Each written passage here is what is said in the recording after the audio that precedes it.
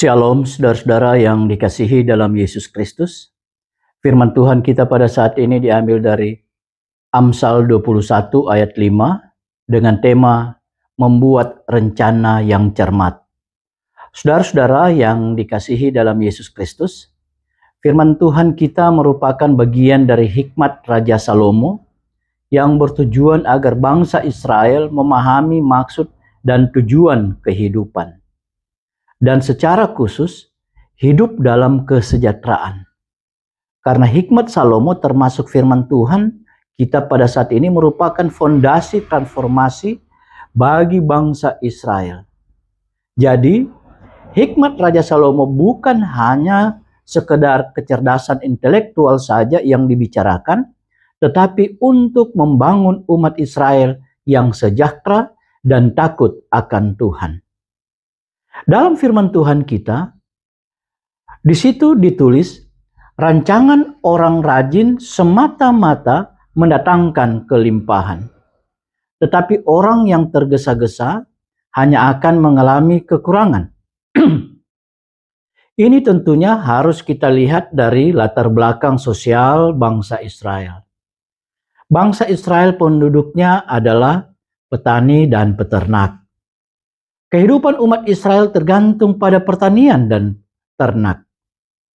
Dengan kata lain, keberhasilan hidup sangat tergantung pada ketekunan dalam pengelolaan tanah dan ternak.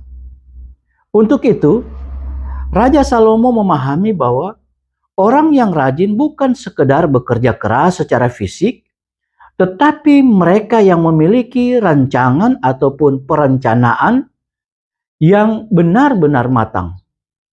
Dalam bahasa Ibrani, rancangan tersebut mempunyai makna ketajaman dan ketekunan yang terukur. Di pihak lain, hikmat Raja Salomo ini mengkritik orang yang bekerja secara tergesa-gesa. Orang yang bekerja tergesa-gesa menginginkan hasil yang instan tanpa memikirkan proses yang benar. Dalam budaya agraris, memanen sebelum waktunya atau menanam tanpa persiapan lahan akan berakhir pada kegagalan total. Saudara-saudara, hikmat Salomo ini juga mau menekankan niat baik. Tidak cukup. Jadi sekali lagi, niat baik tidak cukup.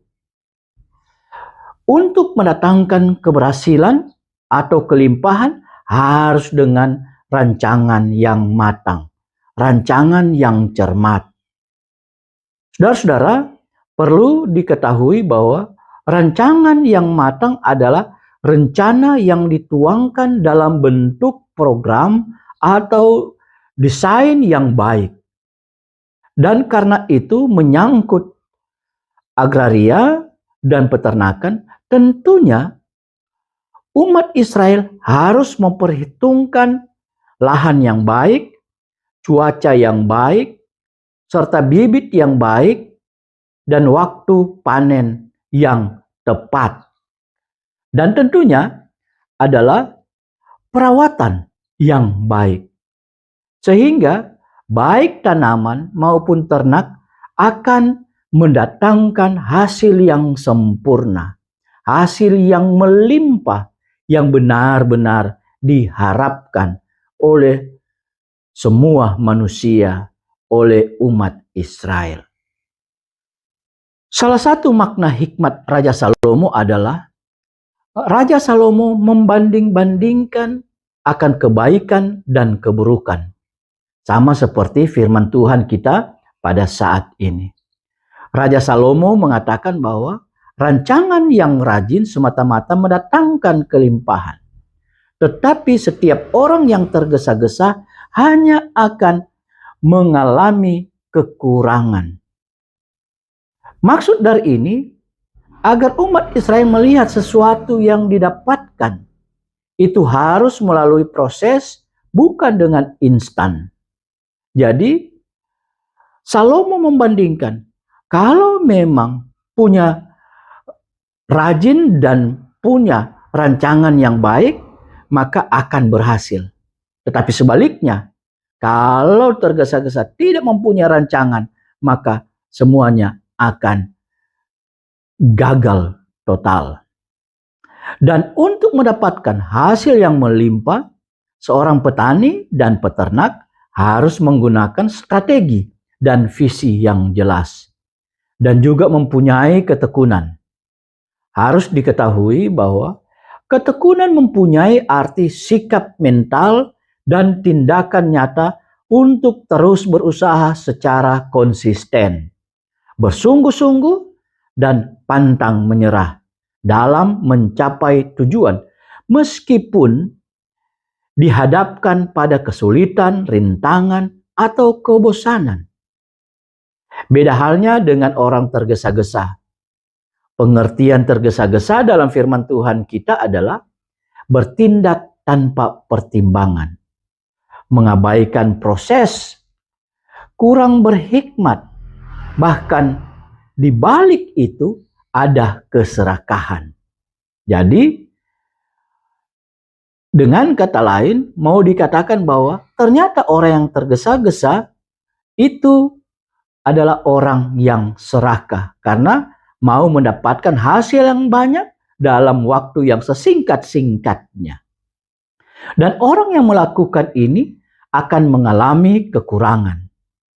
Pengertian mengalami kekurangan dalam firman Tuhan adalah hasil yang tidak memadai, sehingga terjadi kekurangan finansial atau kerugian karena melakukan pekerjaan tidak dengan perencanaan yang matang. Saudara-saudara, memang Raja Salomo seakan-akan berbicara mengenai seseorang yang rajin akan mendatangkan kelimpahan.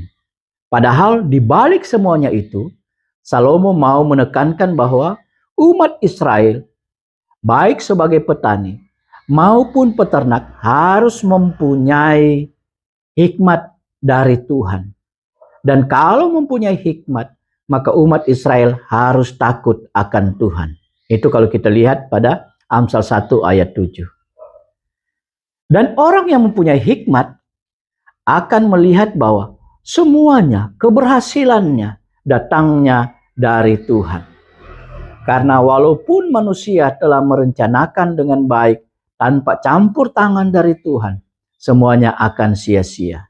Dengan demikian, kelimpahan yang dialami oleh umat Israel dilakukannya karena benar di mata Tuhan. Saudara-saudara yang dikasihi dalam Yesus Kristus, dalam kehidupan bergereja, kita bukan saja difasilitasi untuk beribadah atau tujuan bergereja, khususnya GBKP, bukan hanya sekedar bahwa anggota jemaat GBKP mempunyai tempat ibadah, tetapi lebih daripada itu, yaitu jemaat GBKP harus mempunyai spiritualitas yang dewasa dan hidup dalam keselamatan yang diberikan oleh Yesus Kristus. Oleh sebab itu, gereja GBKP mempunyai perencanaan yang matang untuk itu.